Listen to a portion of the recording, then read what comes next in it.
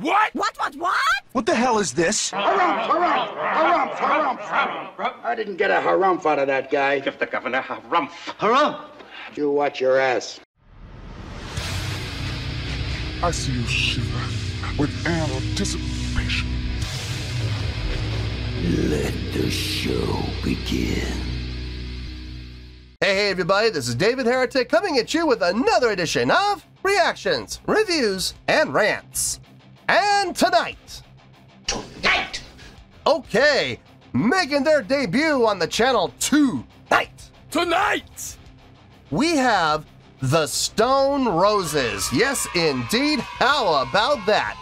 The Stone Roses making their debut on the channel. Before we go any further, for those of you who are feeling inclined to doing all the clicks and the likes and the bibbity bop, do me a favor, before you do all that stuff, please watch the whole video first, okay? Give me a chance to actually earn those clicks and likes. Now, after the video's done, if you still feel like doing all those clicks and likes, then by all means, feel free to click away. This comes as a request from Archdemon, and it was also the winner of the Patreon request prioritization poll, winning with 40% of the vote, moving it from number 673 in the queue straight up to number 1. So yes, indeed, ladies and gentlemen, your voice, your vote does matter. They all want to see me react to this song. It is the Stone Roses with a tune called I Wanna Be Adored. Now, have I heard the song before? I don't know. This is a weird one. Okay, so a little backstory. When I was going to college, I had a roommate for about a semester before I drove him away. And he was very big into the Stone Roses. He had Stone Roses posters all up over the walls on his side of the room, and he was a big fan. And I know he would play them in the dorm room, or in the room that we were living in and sharing. So, have I heard this? There's a strong possibility I may have. On the flip side, though, that was a while ago. I'm not gonna say how many years ago. I don't want to end up dating myself here, but at the same time, I'm gonna say it was a while ago, more than a few years by a bunch. So, if I have heard the song, I very seriously doubt that I remember it. Now, having said that, there's always a possibility that I may have heard this song before, and I may start listening to this, and it might all come flooding back to me. Okay, it might. Having said that, if that is the case, and that actually does happen, I'll let you know. That's the truth. You know me, I'm gonna be honest with you guys. This was posted by the Stone Roses, surprise, surprise, and the video has 47.7 million views. It'll get you there. Other than that, there's really nothing else left to say. Link to the original video will be down below in the video description for your viewing pleasure at your leisure. Let's get started. What do you say? Are you ready? Are you ready? Because here we go. All right, here we go. The Stone Roses, I Wanna Be Adored official video. Wah, wah, wah. Damn it, damn it, damn it, damn it, damn it! Ah, yes, there's that word, official, coming off of their official page. Oh, boy. Look, you know what I'm going to say, so I'm not going to say it. All I'm going to say is, let's just hope for the best and wait and see what happens. All right, let's do this. All right, boy, let's do this.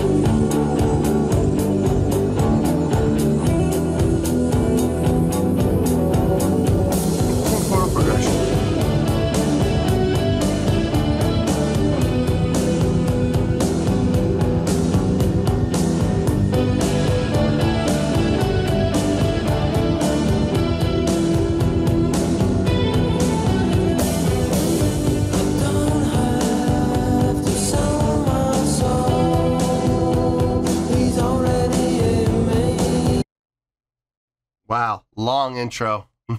Very long intro before the vocals came in. It took almost, seriously, it took over 1 minute and 45 seconds to get from the time the song started to the vocals. Honestly, they probably could have cut that in half. They probably could have cut that in at least in half. And instead of, you know, 100 seconds, maybe just cut it down to 50, maybe 60. It would have been just as effective, I think, honestly. But in any case, the chordal progression, it's smart. It's actually really smart, but it's ridiculously simple. But it's very, very smart writing. So you got that G major chord, right? Starting off, we got that G major chord up to the D, down to the G, up to the D, up to the E. So you're playing the 6th of the G. But here's the thing. Take that E, drop it down an octave. What does that make it? It makes it the minor. And it makes it the minor of the G. So you're playing E minor, and it fits perfectly like a glove because you're moving down those 3 semitones if you move down. Rather than moving up to the 6th, the major 6, by the way, it becomes the minor 3rd. So you go down a minor 3rd, down 3 semitones, and now you're at the E. Just like the E up there, but you're playing it down there. So you see what I mean? And that's why they're playing that E minor chord instead. Very smart songwriting. Very, very smart. I don't know if I would say next level smart, but it's definitely intelligent. It definitely makes you wonder, you know, was that a happy accident or did they mean to do it? I don't know. Okay. Gut instinct. My gut instincts are telling me they meant to do it. They knew exactly what they were doing when they made that because they're playing, number one, they're playing in E minor. So that's an E minor chord.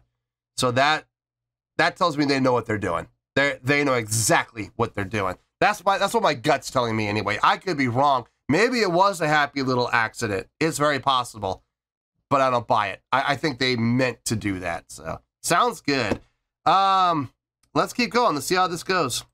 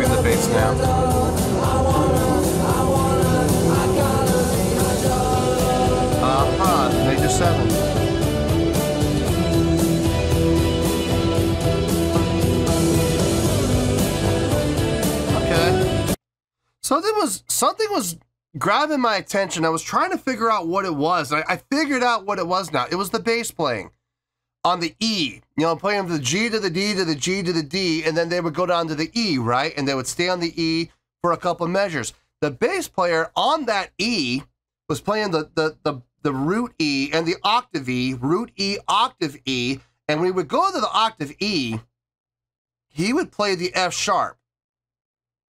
Do, do, do, do, do. Now, why does that sound major? Because it is. Within the context of the original root chord, which is the G, right? Where would the F sharp be? It'd be one semitone down, the major seventh of the G. That's why it sounds major, is because it's doing that. And I was sitting there going, the bass line sounds major. Why is that happening? And then it hit me, because it is. It's the F sharp to the G. It's the major seventh of the G. Smart, very, very smart. And he's doing it on purpose because he's not going anywhere else. The bass player is literally playing the E's in the octaves, and the only time he does that F sharp is on the octave above the root E. So on technically it'd be the 9, right, of the E, but it would be the 7 underneath the root of the G. That's smart. It's smart. It's very, very smart. He didn't goof anywhere else either. He didn't go like G. He didn't do, you know, E to F sharp to G sharp. You know, he didn't do that. He stayed right on the E and the F sharp, leading into the G. What a great resolution. What a great resolve. E to the F sharp to the G. Smart, man. I mean, I got to give the bass player credit. I absolutely do. Is it difficult? No, it's ridiculous. Look, we're literally talking about it, you know, octaves, E's, right? E to the F sharp, to the G, to the D, to the G, to the D, to the E. I mean, it's ridiculously easy, but it sounds good. It sounds really good, and it's smart playing. So, oh my gosh, we only have 17 seconds left. I didn't realize that. let's finish this out, and we'll get to the review.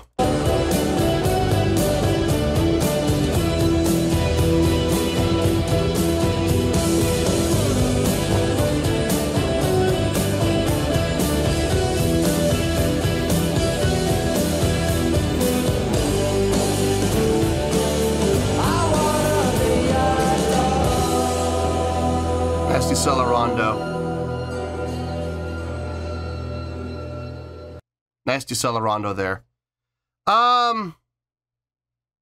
There's not a lot to talk about. There really isn't. I've already talked about everything that we need to. So this is going to be a short review, I promise. Let me get my thoughts together. I'll see you in the review, and we'll talk about it.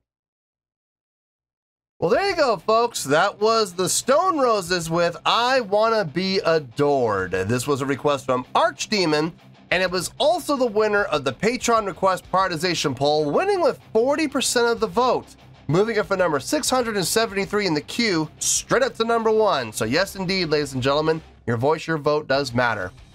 Okay, there really isn't a lot to talk about. There really isn't. So this is gonna be a short review, I can guarantee it. Let's start off with the score. On a scale of 1 to 10, I'm gonna give that a 7.6. Yep, 7.6. I feel good about that score. Let me tell you why. Why? Okay, it's a really good song. I mean, that's really all I can say. It's not great, but it's not okay or pretty good. No, this is really good. What it really came down to more than anything is what I discussed with you guys after the first pause. The chordal progression, G to the D to the G to the G. G major to the 5th, to the root, to the 5th, to the major 6th, not the minor 6th, the major 6th of the G, moving up on as far as the chordal progression scale goes. So if you're looking at like a G major scale, for example, right? G up to the 5th would be the D. That'd be the, you know, from the G. So, you know, G, A, B, C, D, right? Now, from the D, the major sixth, which would be the E, right? Okay, now, let's invert that. Let's invert that. Let's go backwards instead. Let's start at the G above. And let's move down from the octave of that G. Let's move down 3 semitones. A minor third down to what? The E. So moving up, it'd be in the major sixth. Moving down, it would still be the major sixth, but because we're moving down 3 semitones, it returns into the minor of the G. Pretty cool. Really cool. Well, if you want to get technical, it would be the G would be the minor third of the E. But that's how you end up with that E minor chord instead of an E major chord. If you were to play an E major chord there, would it work? I mean, you could, but it's going to sound really awkward. It's going to sound really off. Playing the E minor chord there, it's really, I mean, like I said, you could do an E major chord, but it's going to sound weird. Playing the E minor chord is honestly the best choice in that situation, and it resolved really well. Now, was that a happy accident or did they mean to do it? My gut's telling me they meant to do it because they did play the E minor chord. They didn't play the E major chord. If they were to play the E major chord, I would say without a doubt that was a happy little accident. And I hesitate to use the word happy, but the word accident could definitely apply. No, in this case, though, it sounds like they knew exactly what they're doing because they did play the E minor. So I liked it. I think the progression, simple, ridiculously simple, but it sounded good. I love the bass playing on that E, how the bass player would go from the E, playing octaves, right? And we would go from the low E to the high E to the low E to the high E. From the high E, he would go to the F sharp, which would be the major seventh of the G, a great resolving note. And he would go back and forth, E, F sharp, E, F sharp, E to the G. Good resolution. Way to set up the resolve by playing that F sharp, by playing that 7. Yeah, I can absolutely dig it, and it made perfect sense. The drumming, really nothing to talk about. It's solid. It's solid drumming. I would never say anything he did was all that impressive, but it was absolutely solid. Vocals, probably in all honesty, my least favorite part of the song. Not that he did a bad job. He didn't do bad. What he was singing and the style he was singing was very conducive to the style of the song, kind of that haunting feel. I see the direction he was going with it. I just wasn't the biggest fan of it, and to be honest with you, I also wasn't the biggest fan of his tone. But, I mean, like I said, it sounded fine within the context of the song. I get the feeling, and I'm saying this for 2 reasons. I get the feeling this is what they classify as stoner rock. Number one, it has a lot of the same feel that, like, I'm not saying they sound like Dinosaur Jr. I'm not saying that, but when I did my Dinosaur Jr. review, a lot of people were saying stoner rock. This is stoner rock at its finest. Okay, you got the first part right. So, now this song, it's a lot of similarities. This is the type of song that you could listen to honestly and just chill out to and just veg out to. And I could see, and I did see, my roommate at the time lighten up, getting lit to this. He would do it all the time. Either he would play it through the stereo speakers, or he would listen to it with his headphones, and he would always be laying there on his bed with a joint in his mouth. And I'm like, oh man, yeah, life goals. So glad we're going for higher education here. Literally higher education. Yeah, I know. Hey, go ahead. You know what? Fine. Boo me. Go ahead. Low-hanging fruit. I know. I understand. I deserve it. Go ahead and boo me. No, look, overall, it gets the job done without question. And I do feel like this fits into that stoner rock genre. And it works. It absolutely works. And there's nothing that I heard in the song that was displeasing. Everything made sense, and there were even some really nice surprises in there. And that's why I'm giving it the really good score of 7.6. I think it's a very appropriate score for this song, and that is where we're going to stay. So, 7.6, final score, I have spoken.